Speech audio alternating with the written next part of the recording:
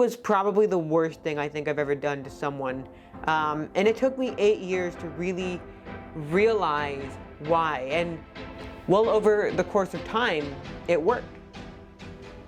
I took advantage of her. So this video is gonna be a lot different than my other videos, which are usually more fast-paced with a lot more animation or B-roll, but I kind of wanted this particular video to be more personal and slower in light of a lot of personal changes that have happened in my own life. I recently got baptized and have partaken the life of a Christian.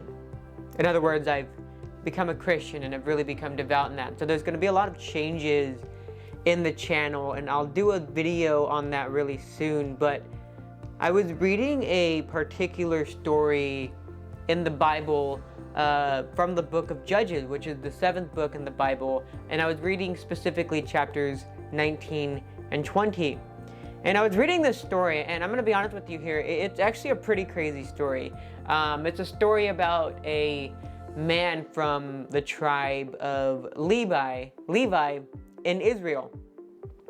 And this Levite from Israel is traveling with a concubine. And this Levite man and this concubine stumble across an old man who offers his home for the night. And as this Levite and concubine are staying at this old man's house, there is some just really degenerate men from the tribe of Benjamin that come in the middle of the night and ask the old man to have their way with the Levite man. And the old man goes, no, I'm not gonna let you disrespect or dishonor my guest. And so the old man offers the Levite man's concubine, and I kid you not, his own daughter. I was so conflicted what to think of this story, but I kept on reading. So the men from the tribe of Benjamin have their way with the concubine and the old man's daughter. And essentially, after they're done doing their thing, the concubine stumbles to the door of the old man's house and just dies.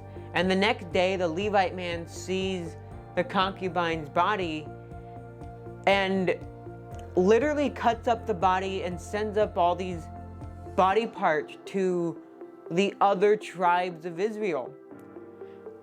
And basically calls for the leaders of Israel to come together, and basically the leaders of Israel are like, oh my gosh, I can't believe this happened. Our countrymen raped our fellow country women. Like, we can't let this fly. Like, we can't just let this happen. And so they essentially wage a civil war over the raping of this woman. And like, this isn't the most politically correct story I've ever read, and people have certainly come a long way, but I found it odd because it taught me something about myself. Not that I've ever had a craving to hurt anyone in that capacity, but it reminded me of something I did in high school. And it was probably the worst thing I think I've ever done to someone. And it took me 8 years to really realize why. And it's not until recently that I was able to fully articulate why what I did was so bad. And I'll explain here in a moment, and I'll tie it back to the story. But when I was a sophomore in high school, I met a girl at a Halloween party. And me and this girl vaguely liked each other. We had gotten along, but nothing would really happen until the year after that, where we were in a group chat. We had gotten to know each other a little bit more. And essentially, we were in this group chat, and a friend in the group chat basically was sharing his experience of having lost his virginity. And I used that experience that my friend had as a stepping off point in my own private conversation with the girl that I met at the Halloween party to introduce the concept of sex. And basically what I would try and do is I would proceed in very meticulously and very patiently dissuading whatever hesitations she had about the idea of sexual activity. And to be quite honest, I knew what I was doing was wrong, and I couldn't quite articulate why up until now, but essentially over the span of 5-6 months, I spent my time just patiently, intentionally, and I guess maliciously just trying to convince her to be okay with the idea of sex. And well, over the course of time, it worked. I took advantage of her. And the reason this particular story reminds me of what I did in high school was because I found myself relating to the three characters: the old man, the Levite man, and the evil Benjamites. And you might be thinking, well, how do you relate to these three characters? They're not exactly characters of moral virtue, you would say, and that's precisely my point. I realized I related to them because in the old man, who was so indifferent, not just to the man's concubine, but to his own daughter, he paid no mind to the hurt he would cause to these two women, which was essentially the indifference that I had towards the girl at the Halloween party. And then there's the Levite man. The Levite who, in some weird way, had some reservation about what happened, that he set in motion an entire civil war. Mind you, the whole cutting up the body thing, that was wild. But it really got me thinking how, in that era, an entire country would wage civil war over the raping of a woman, and not like a high up woman. Like, this is a concubine. This is like a very low status you hold as a woman in that era, in that country at the time. And a country went to war over that. And now we live in this culture where, hookup culture and pornography and OnlyFans and casual dating is just so rampant. And mind you, I've been complicit in that, but I related to the Levite man because I understood why he set in motion the things he did. Because in the biblical Christian worldview, right, women are to be held as sacred, and there's so many corresponding verses that apply to both men and women to maintain their chastity and their sexual purity for a wide range of reasons. But now we live in an age in which the complete opposite, it's not just existent, but it's celebrated. And there's so much to that I can't unpack at the moment, but like that was my connection to the Levite man. Like how dare people, see other humans as so inhuman that they would rape somebody to the point of killing them. And then there's the question of like, well, how do you relate to the Benjamites? Like, you didn't, rape anybody. I didn't. I relate to the Benjamites because of my own insistence that I have my way with the friend that I had met at the Halloween party.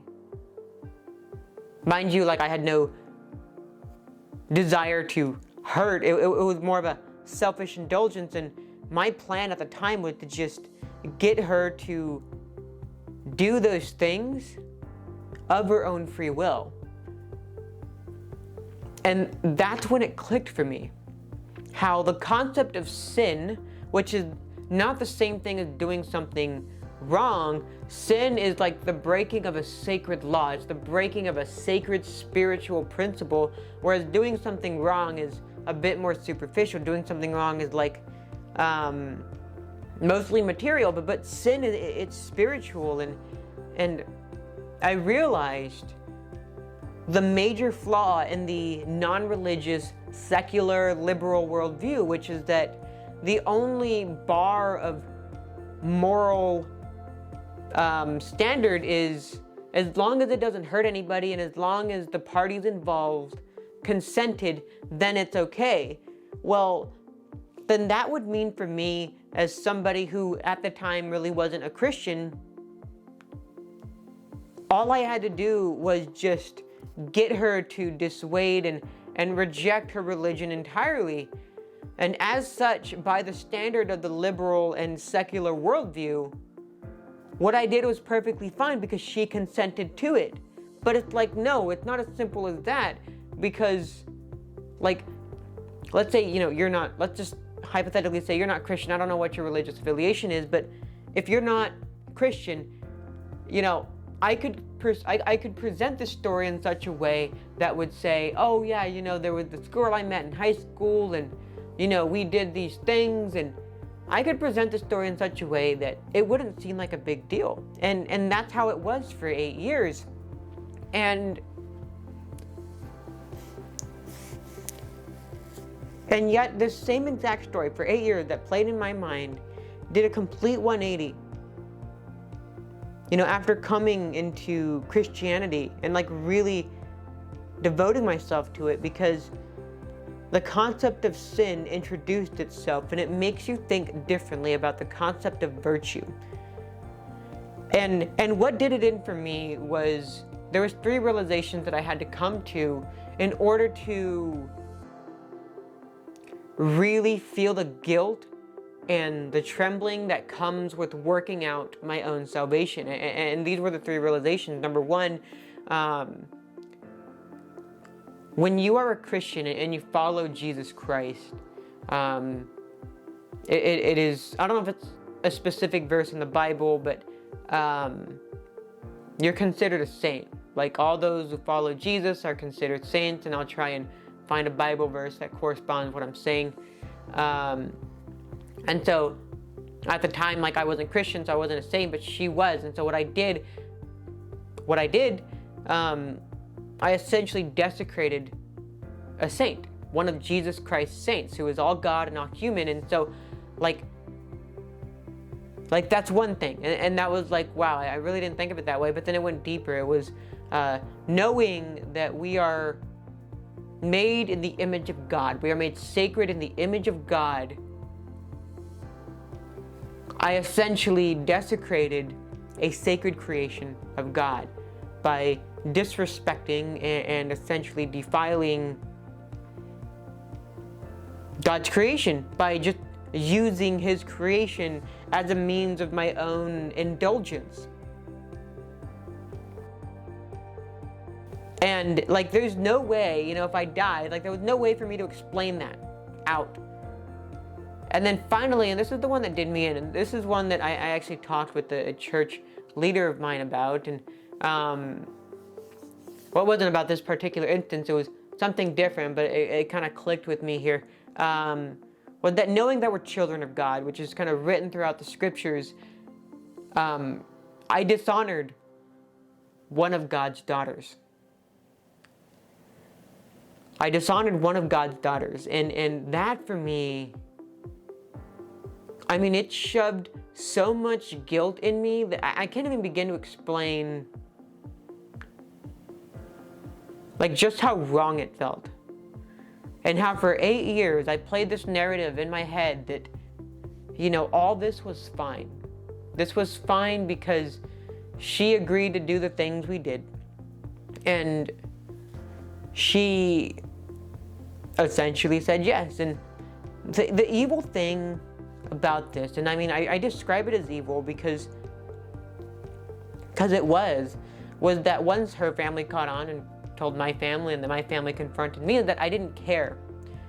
And for her, she had no experience in any kind of relationships in terms of romance. She had no, I don't even think she ever held a boy's hand up until she had met me. And the first experience she had with romantic involvement was me and my perverted desire to indulge in my own selfishness. And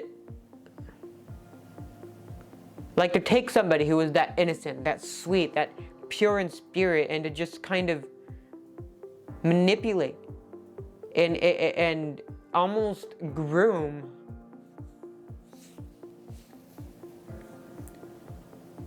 I don't even know what to say to that.